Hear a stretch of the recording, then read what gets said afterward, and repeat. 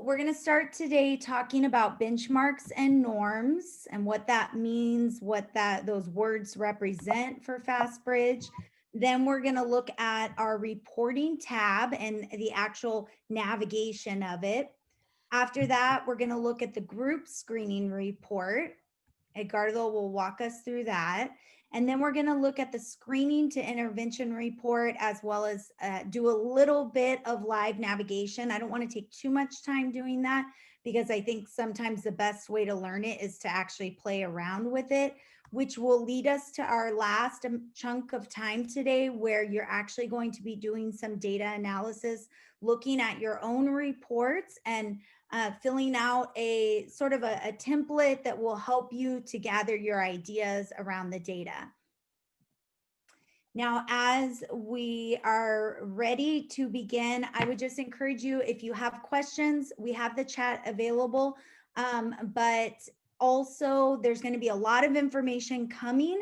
So you know how it is when you kind of start writing in the chat, you sort of tend to disconnect from what's being said at that moment. And there's so much information that's going to be coming right now that I would encourage you to save the questions to the end if possible. However, Michelle will be monitoring the chat. Okay. So when we think about what are benchmarks and norms, FastBridge considers the benchmarks and norms a way that we can have some sort of comparison in order to evaluate the score. Now, when we're looking at the reports, almost all of the reports are based off of or provide benchmarks and norms in them. There are some that only deal with one or the other, but most of them are referring to both. So when we talk about what benchmarks and norms look like, there's a specific coding system that they use in FastBridge. I know I've heard some of you guys not love the benchmark color coding because they're so similar in colors. But the way that the benchmarks are coded is with an exclamation system. So you'll see there's the 2 exclamation mark, the 1 exclamation mark, the purple box, and the star box. And in just a second, we'll look at what those are. Then there's a normative comparison that's used to compare students to other students. And let me go back. So with the benchmarks, the whole point of those is to identify the risk level for the student. So what risk there is that they will not be meeting grade level expectations by the end of the year. So it's a risk indicator. With the norms, it is comparing students within a class, students within the district, students within the school, and it's using a percentile system. So we'll look at all of that right now. Okay, so let's start with benchmarks. So I know this is kind of small, but you'll see that that arrow is pointing to these little exclamation points. So when you're looking at the group screening report, which Edgardo will talk to us about today, you'll see these little risk indicators next to the scores. Now, what these risk indicators represent are if you have 2 exclamation points, these are your high risk students. They are at a high risk for not meeting those end of year grade level learning outcomes. Now, if we're looking at, well, 1 exclamation point, this is some risk. So they are at some risk of not meeting those end of year grade level outcomes. Again, these are students that we would be watching. And also these 1 exclamation point students are the ones that really truly are pretty close. And so a small amount of intervention can sort of get them to where they need to be.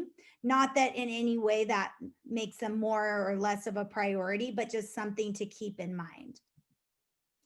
And then we have, if there's just purple, no exclamation points, this means that your kids are on track. So if you're not seeing anything next to those scores, it means your kids are on track. And then our last group is going to be our advanced or college pathway, and that's with a star. So if you see a star next to a student's score, that means that they have scored above what would be considered the benchmark. Now, when we're looking at norms, again, this is comparing between other students in the class, other students in the school, other students in the district.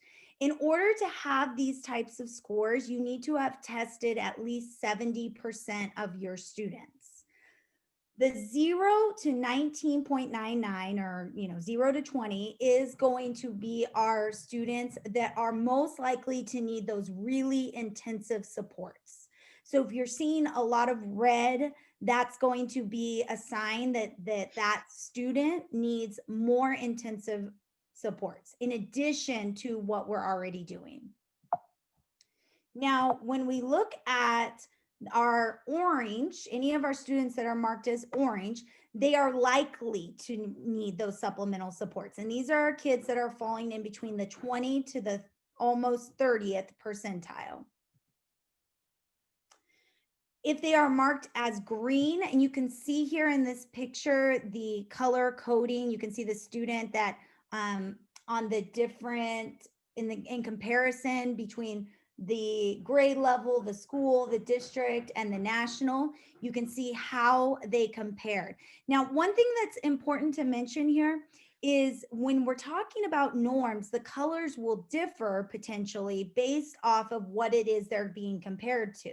So like if they're being compared to everyone else in their classroom, and in general, the classroom is a lower performing classroom, then their color coding, their norm coding is going to be different than when it's compared to national, because national is comparing them to all students taking this test.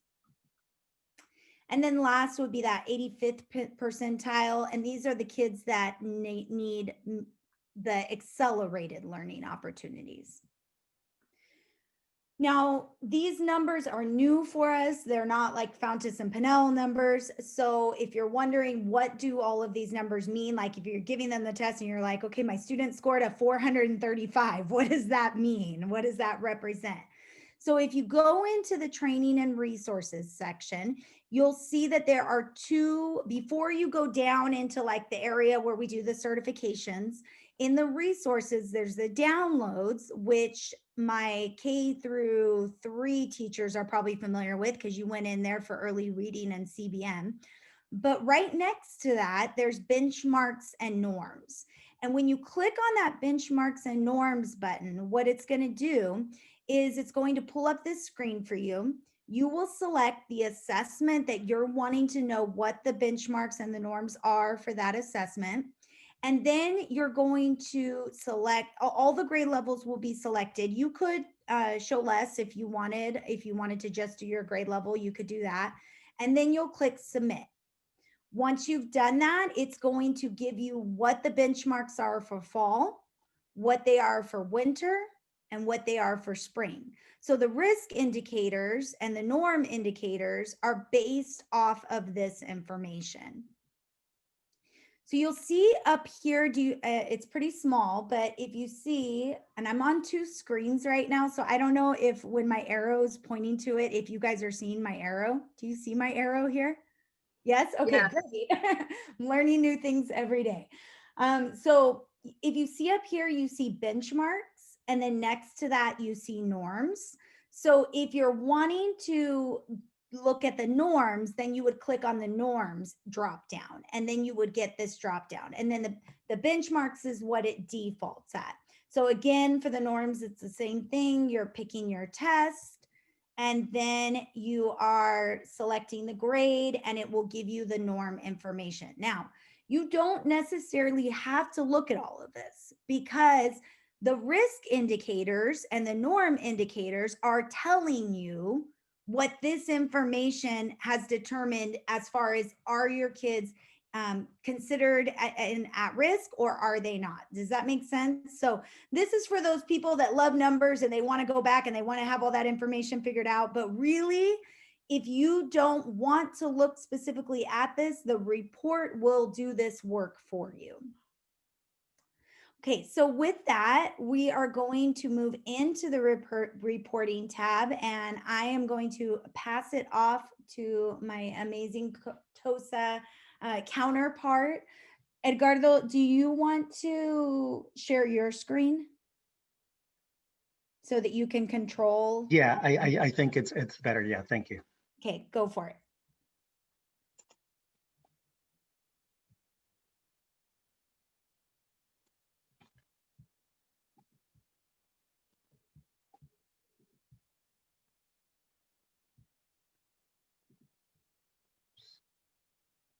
Okay. Click on the wrong button, actually. Here we go. Okay. So thank you, Megan. Thank you for the word amazing. I'm not sure that I'm quite that, but I tried my best. Um, so we're going to be talking about the reporting tab. So that's what I am going to present right now. So in order to log into the reporting tab and access that, you will have to obviously be on your dashboard, and notice that by default, your dashboard, defaults if you're a specialist or if you're a manager, you have a different view than if you were a teacher, because they have access to different reports as well. Managers and specialists, they have different roles. So the managers, they can change their views to teacher view and specialist view, and in turn, the specialist view can access the reports, the reporting tab as a specialist, but then they can also drill down to the teacher view. And the teachers, obviously, it defaults to the teacher's view where you have access to your information for your class. Okay, so so this is the view for the specialist report view, and these reports are grouped together, and you only have access to 5 reports specifically. And like I said, if you wanted to be more specific and access teacher report, you could do that. So you would have to, like I said, drill and access those reports individually. So the next slide shows the teacher view. And in this view, in this reporting tab, you have access as a teacher to about 12 reports, I believe. And today, we're only going to focus on 2 of the reports because we think, those are the ones that are going to give us the most the most information for our current situation. So those are the group screening report and the screening to intervention, which Megan will, debrief in a few minutes. So now we're going to take a look at the way the reports are organized. As you can see, the reports are organized from left to right. And there's 3 main sections. This is the teacher view. So there's 3 main sections. There's the screening and problem identification. The second column is the analysis and planning. And the third column is the intervention and monitoring.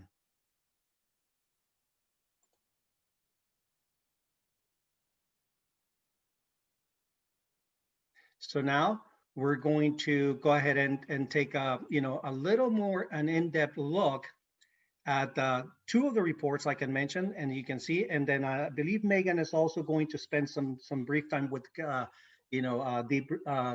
breaking down this third report, which is the detailed group report, because that's what they will need to interpret better interpret their data. Okay, but we have the group screening report and the screening to intervention. And the group screening report, the main purpose is intended to use as a tool for instructional decision making within the classes, within the schools, within the classrooms. It is used mainly to examine the overall performance of the class, of the group, for each one of the screening periods, meaning, in our case, fall, winter, and spring. Okay, so this data, it's mainly used to determine the efficacy of our core instruction, and then, like I said, to make instructional decisions. Okay, so that's the main purpose. And then the reports are available for the following assessments. You can access those once you're in the reporting tab. So you can access one report for each one of them. So typically, what this report, whenever we meet within our PLCs, or whenever we're actually analyzing the data from this reports, what this report does is help us out with the percentage of students that are in the some risk or the high risk. It answers questions such as, what are the academic areas that students need, that they need to address with students in the universal setting, but also with a small group of students. Okay, so as you can see, these reports are meant to be, how our instruction is, whether it's effective or not, which students are meeting the benchmark targets. So that's pretty much, some of the questions that this particular report addresses. So next, these are the two report views, both for the leaders, in this case, specialists or the managers, and also the teacher view.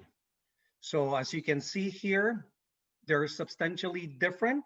A teacher has access to all of her class, and the specialist has quite a bit of a different view, where you can see that they can access different schools. So if you can see on the left side of the screen, the bottom left of the screen, there's a list of schools.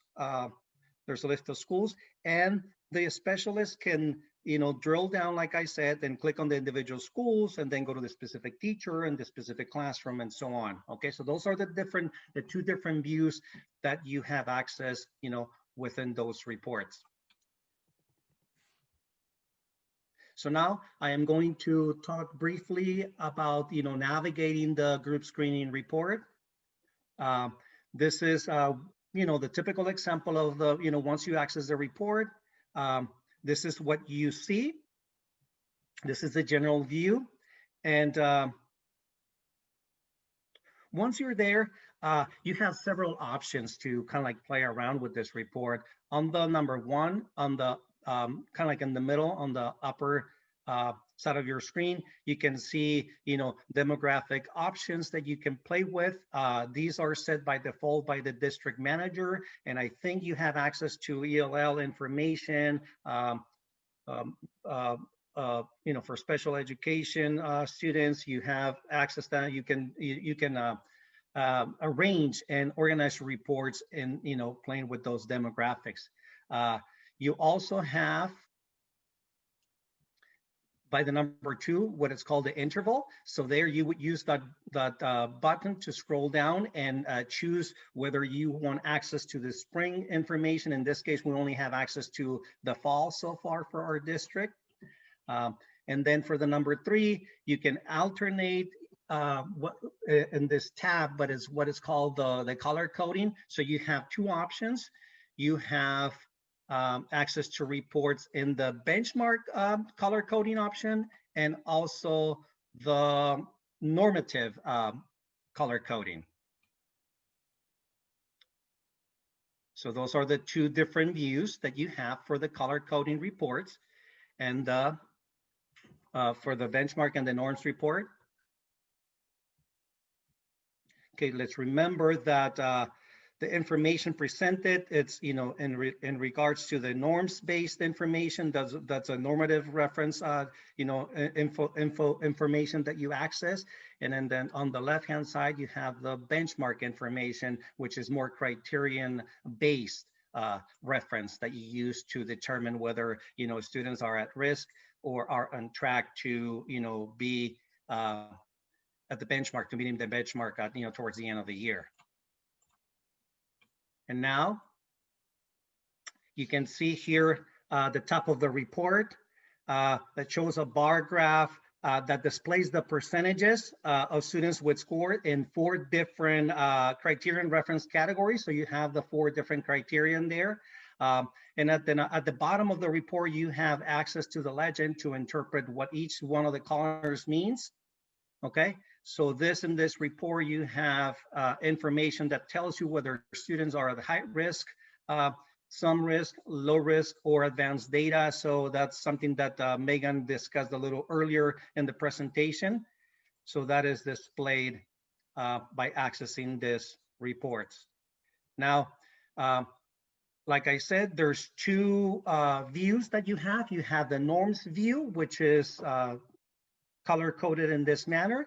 And then you also have the other view. So actually, let me go back to this.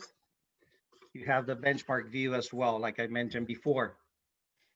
These are the two color coding views. This is the one that tells you about norms, okay? And now, at the very end of the report, you have the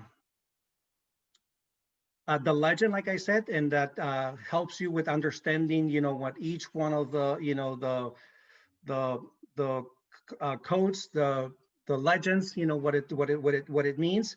Um, One more thing that I forgot to mention is that you can actually sort the columns, and you can um, change. You can, as you hover, so you can see by number 8, you can hover and arrange the scores by, ascending or descending order for the fall, the winter, and the spring. But then you can also organize your information just by hovering over and clicking, and it will sort down by color, and by color, pretty much. So okay, so you do have access to plenty, reports. There's a total of 12 reports as a teacher uh, um, that you can access. But for right now, we're going to just, jump into the screening to intervention report, which Megan will address next. Okay, so let me go ahead and share my screen again.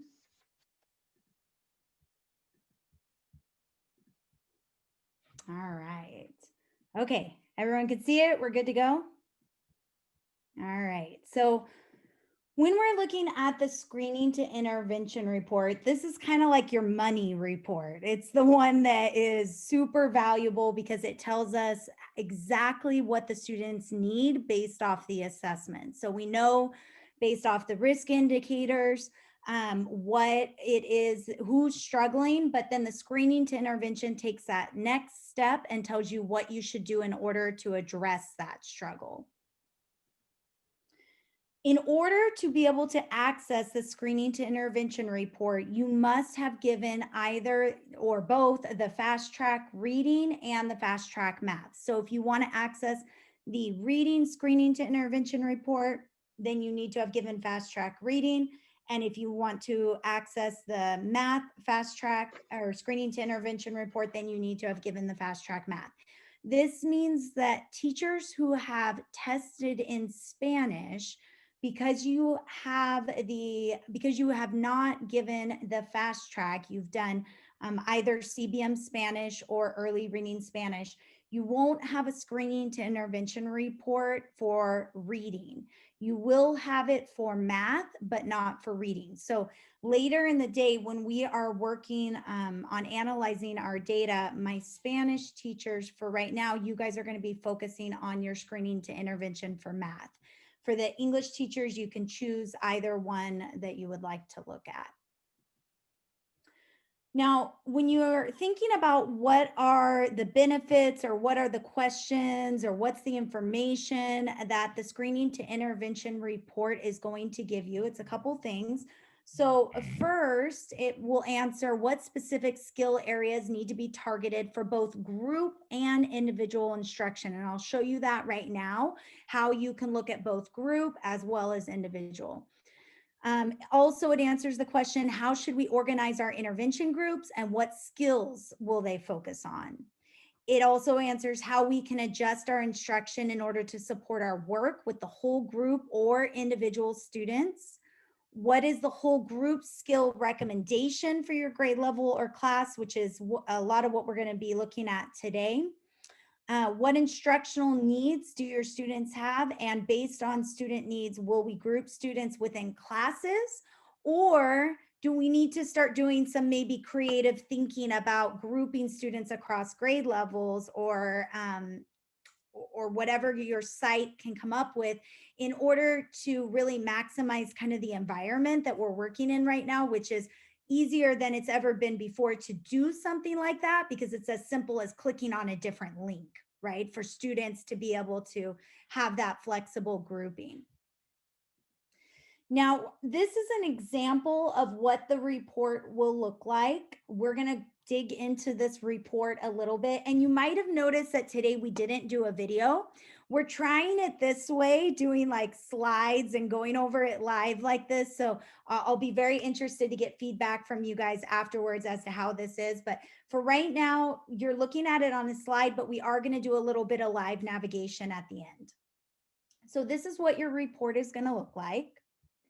And as I mentioned before, you'll have both a reading report and a math report. So those are two separate reports. Now, when we're talking about the navigation of this report, there's two main sections. So this top section that you're seeing, this is like your group data. So this is looking at your whole group at a kind of in a snapshot and telling you what you need to know. Now, in this bottom section is where you're going to get that individual data. This is where you're going to have the individual information for each student based off the assessments. But for right now, we're going to start with the whole group snapshot. And I'm going to explain what each of these things represent. So you can see here the numbers. So we're just going to kind of go through them and I'm going to explain each section. So first we have for number one, we have the demographic options, just kind of a little warning that we're still having a little bit of issues with that with Illuminate. So if it doesn't work for you, then, but basically what that does is it allows you to sort so that you can see the results based off demographic groups. So we're still working on getting that up and running. The next section, number two, this is your intervals. So this is right now, we've only done fall screening. So we're only going to be looking at fall screening. But by the time we get to spring, you can actually click on the interval and go to a prior screening period. Number three and number four, we're not going to go into too much because we're saving progress monitoring for a future training, but just know that you can actually make your progress monitoring groups directly from the screening to intervention report, which makes a lot of sense because the screening to intervention report is what's going to be informing your small groups. Now this 5, 6, and 7, these are the three categories that it's dividing your student performance into. And it is the same for every grade level. It doesn't matter which assessment you gave, it's the same for every grade level. So it's going to be divided into phonemic awareness, phonics and fluency, and general reading. And when you go through the certification, it will kind of explain to you what is informing which percentage. We're not going to go over that now, but just know that you can see that there if you're interested. Okay, and then the last one, number 8, if you see it right here, it says 1.2 phonics fluency. So this is an intervention plan. There are multiple intervention plans. And what the system is telling you is that at least 70% of your class has assessed, and based off the results, they're saying that your biggest whole group instructional needs, so the need or the plan of intervention that's going to hit the most students, or meet the needs of the most students, is going to be this 1.2 phonics and fluency. Now, you will not have this plan if you have not tested at least 70% of your students. You have to have tested at least 70% of your students in order for this plan to be there. The other reason you might not have a plan there is if the majority of your students are at grade level. So if the majority and not end of year grade level, but where they're supposed to be for this screening period. So if that was the case, then you also will not have a whole group recommendation. Otherwise, your whole group recommendation will be right there. Okay, so now we're going to look at the bottom section, which is the individualized student data section. So you'll see here, and let me bring up the first one. So we're going to skip one. We're going to come back to that, but you'll see here that I switched to math. So we're no longer looking at the phonemic awareness, phonics and fluency, general reading. Now we're looking at the 3 divisions of math, which are number, operations, and general math. So you'll see the student's score as well as the risk indicators next to their score. But then you'll see the plan for that student. So even though you have a whole group plan, there's also a recommendation for an individual plan, which might or might not match up with the whole group plan. It will tell you which interventions, look at me, I'm way moving forward. Hold on. Let me get those boxes up there. Okay, go to the next one. So, oh, and I missed one. Let me go back for a second. Okay, so you'll see here where it says reading program. This is really neat. If you haven't seen this yet, in the picture, it says Lexile. But if you click on that drop down right there, you can actually change that to F&P. So you can get your students' F&P score. It's funny, I saw like a couple heads pop up, like I just woke you up because you're like, all right, yes, that applies right now. So you can actually get your students' F&P score from this screening to intervention report. Now, the reason I included the student name the reason why I included number 1 with 6, 7, and 8 is because, which again, we're going to talk about in a later training, but you would click on these student names in order to group them into the progress monitoring groups right from the beginning.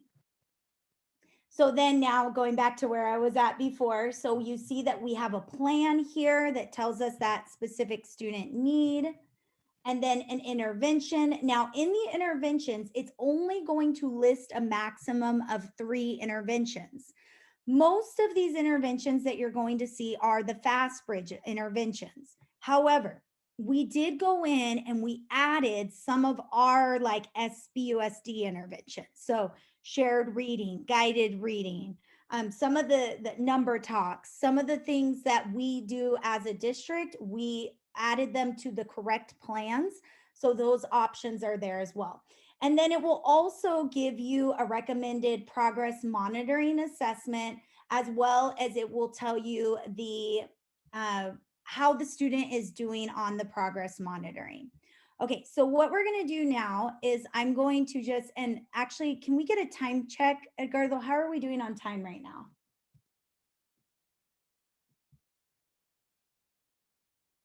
He's there. He's just unmuting. Yes, thank you. I think we are perfectly on time. Yeah, we Okay. have yeah, more than actually anticipated, so that's good. Great. Okay, good. Okay, so if we are going into, I'm going into the training account. This is not meant to confuse you. You're not going to go into the training account. I'm just going in there because I don't want to show real data. So I don't want to get in trouble. So I'm gonna go into the training account. So you'll see here I've logged in as a 3rd grade teacher.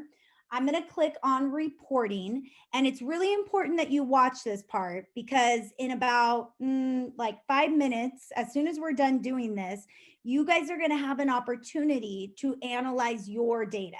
So you want to watch how to go in right now and how to sort of play with the data, because that's going to be what you're going to be doing in about 5 minutes.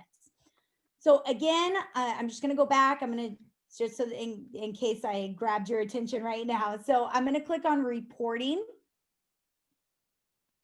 And then all of these reports are going to come up. I'm going to be on the left-hand side, and I'm going to find where it says in this first column, screening to intervention. Now, once I click on that screening to intervention title, I'm going to choose which assessment I'm going to look at. Of course, I'm going to pick reading because I'm biased. And I'm going to click generate report. Okay, so now the report has generated. So this one right now is in spring. So for the sake of our time right now, I'm going to go back to fall because you guys, I believe it will default at fall. But just double check to make sure you're looking at fall. If it's anything other than fall, then you won't have data. So that's how you'll know. So Megan, now, can I interrupt you? Hmm? Can you explain? I have somebody that's asking questions about the 3 gear wheels there with the percentages. Yes. And they want to know regarding the percentage. Can you go back over that again? Yes. So that is a good question. So again, if we're going back into these three different areas, so we have our phonemic awareness, our phonics and fluency, and our general reading. So this is telling you the percentage of students that are on track to meet benchmark. So you can see like this particular class is doing really well in phonemic awareness. So that is not going to be a whole group need for this class.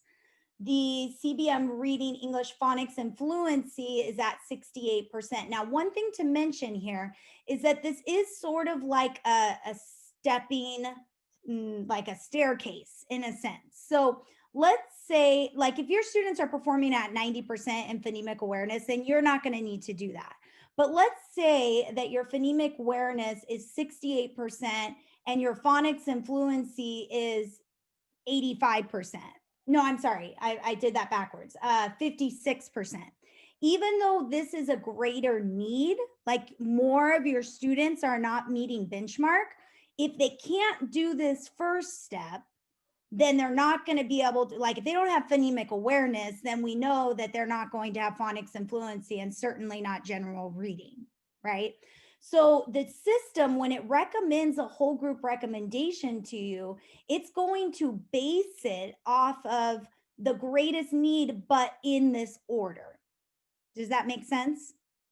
So like if this particular training account, they did not have 70% of data, which is why, and I actually went through all the accounts and either they didn't have data, enough data, or all the students were at grade level. Isn't that nice? But so I wasn't able to pull up an example of one that actually gave a recommendation, but you guys will most likely be able to see it within your dashboards. So when you're looking at these numbers, just to kind of summarize, the higher the number, that means that your students are on track. The larger percentage of your students that are on track. Okay. And that is on track for where they need to be at the end of the year. But again, those benchmarks they change for fall, winter, and spring. Okay. Okay. Any other questions, Michelle, before I move on? No, you're good to go. Okay. And now I kind of lost my train of thought. So let me think. Okay. So I was going over the live navigation. So when you're in here, so you're going to start by setting the interval. You don't need to do anything with progress monitoring. Of course, you're welcome to play with it if you want. Some of the things that you can do while you're in here, other than observing the data and looking at the plan, is you can come over here and you can check there's DRA for my Nikoloff teachers. And then there's Fountas and Pinnell. So I can actually change that and it will give me the Fountas and Pinnell level. Now, we're not going to be working on interventions and progress monitoring in the sense that we're not going to like dive into it. But when you're analyzing your report today, we do want you to look at that. So let me show you a couple things. So first of all, any of these columns, and Edgardo mentioned this earlier, any of these columns can be sorted. So I can click on phonemic awareness. I can click twice if I wanted to sort the opposite direction, and that will group my students together based on how they did on that test.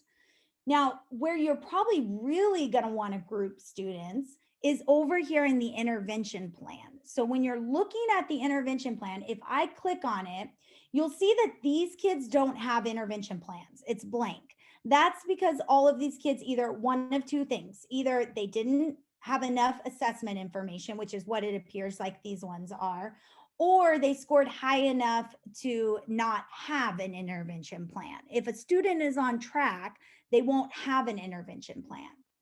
Now, when I'm looking at, I'm going to come down here now, I can see which of my kids have the same intervention plan. So for instance, Daria, and I'm not sure how to pronounce this name, but they have the same intervention plan. So this is where some of that thinking might come into play, where you say, okay, I only have 2 3.3 plans, but my partner teacher has 2 as well, and my other teacher has 2. So that's where some of that creativity that we were talking about. And again, this is all school site decisions. I'm not saying that this is what you should do, but it's just something for you to be thinking about as you're looking at data.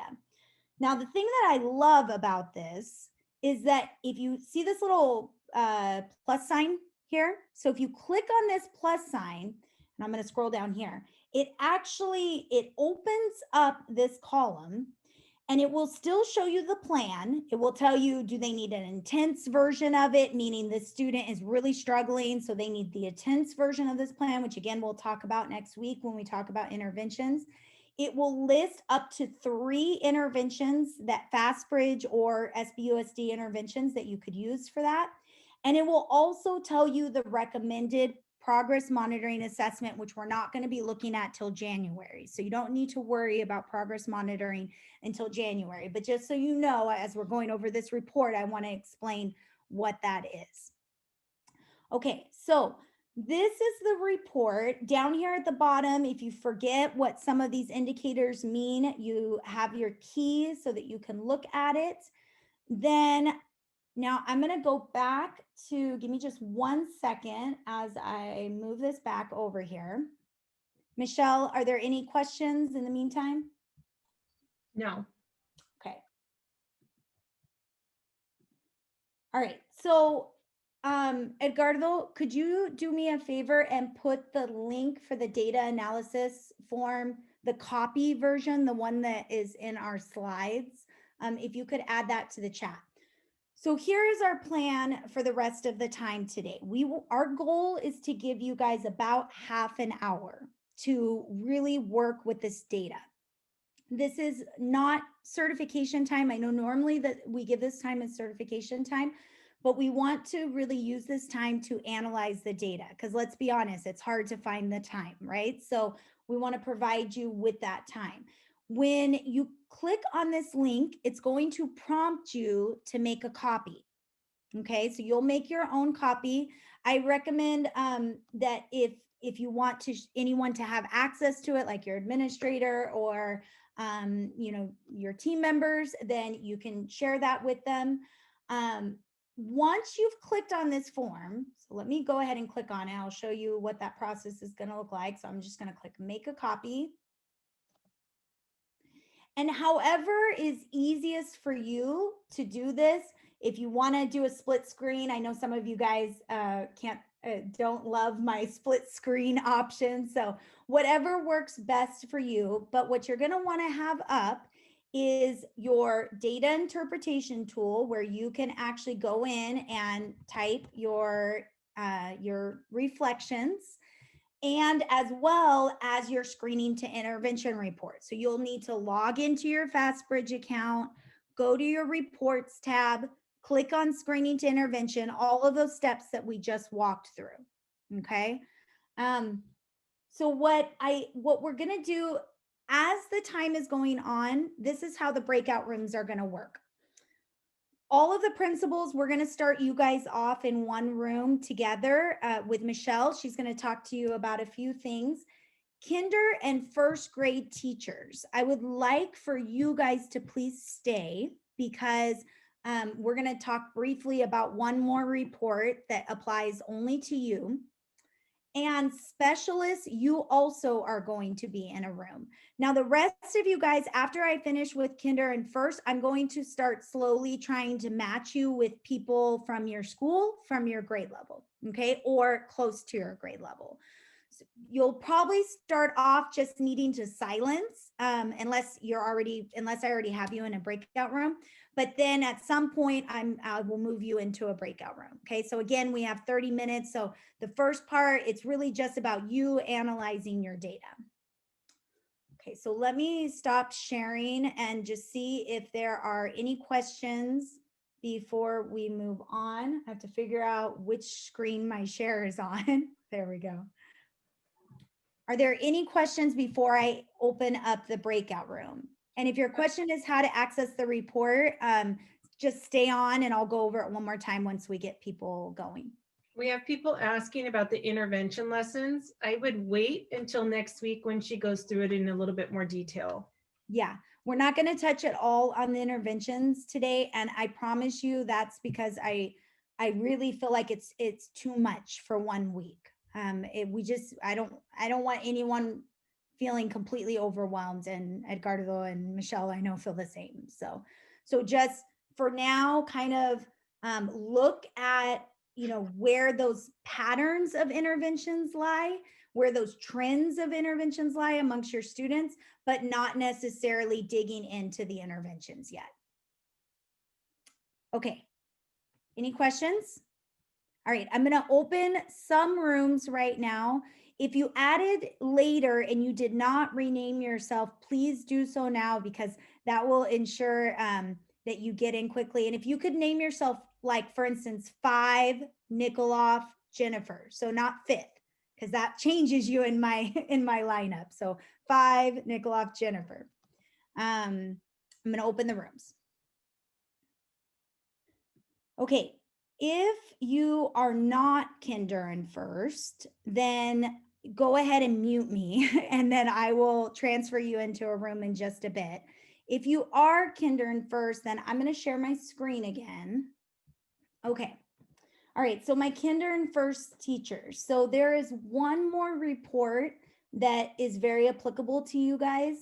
And I just want to make sure that you know how to access it. So if you go into reporting, and it's going to be on your left-hand side, you're going to scroll down, and it's this one right here, the detailed group report.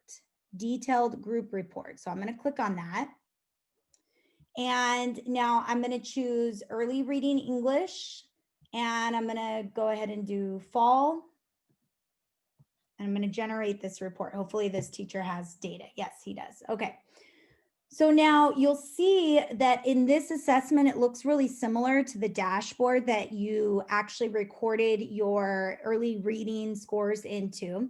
You can see the scores as well as the risk indicators next to the scores.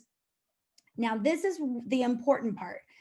There were some questions. Where do I see what the kids got right on the early reading assessment and what they got wrong? And also like my notes, if you guys typed notes in the notes section, some of you might have, and then you're maybe thinking to yourself, where do I access those notes? How do I see them again? This is the only place as of right now where you can access that information. So I'm going to click view. So first I'm going to select some students. So I'm going to select some of these that have high risk indicators. And then I'm going to click view errors. Now, once I've done that, if I scroll down to the bottom, you'll see that I have the students' kind of detailed information here. So I have which assessment it was, what words they completed, which errors they made, which words they skipped. And then if I had written notes in this section, then there would be notes as well. So kinder and first grade teachers, this is all I wanted to show you with this. It's just that if you click on this view errors, then and you scroll down here, it gives you all of this detailed information for you to be able to go back and access. So we have everyone back. So what we're going to do now, I know that you probably have quite a few questions, and of course you're welcome to add questions to the chat. I'm going to be honest, I have not looked at the chat at all yet, but I will, and I know Michelle is watching it, and I'll look at it before I log off. But I'm sharing a link with you in the chat right now. It's for a feedback form. If you have attended any PD with myself or Edgardo before this year, you probably are very well acquainted with this form. It's optional, of course, to fill it out, but it helps us to know how to make it better. Specifically, if you could give us feedback on how you felt about doing it live versus like how we did the pre-recorded videos last time. I would really like to hear from you, you know, how you felt about that. And that is it. Once you're done, I know you guys have we're here till 1:30, so you have about 2 minutes, and then you have a staff meeting. So I hope you guys have a really great Wednesday. And please always know anything you have questions on, you can email us, okay?